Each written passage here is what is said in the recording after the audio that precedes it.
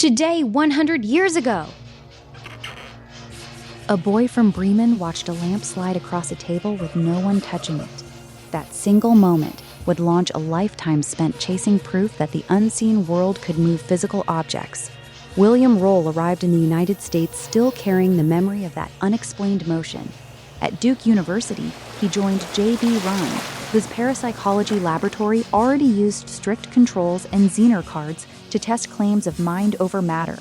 Roll noticed something the lab cards could not capture: reports of furniture sliding, dishes shattering, and doors slamming without any visible cause. He began traveling to homes where these outbreaks occurred.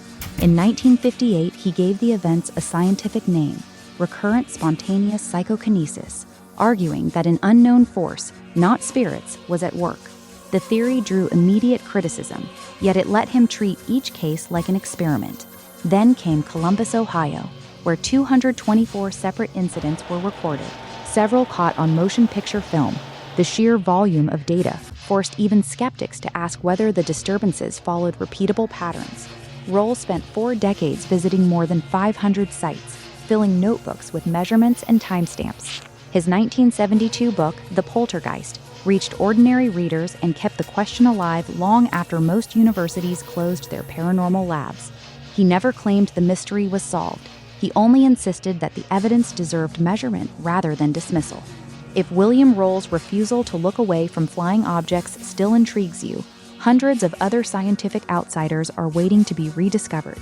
Like and subscribe for more stories of research that refuse to stay within safe boundaries. If William Roll's refusal to look away from flying objects still intrigues you, hundreds of other scientific outsiders are waiting to be rediscovered. Like and subscribe for more stories of research that refuse to stay within safe boundaries.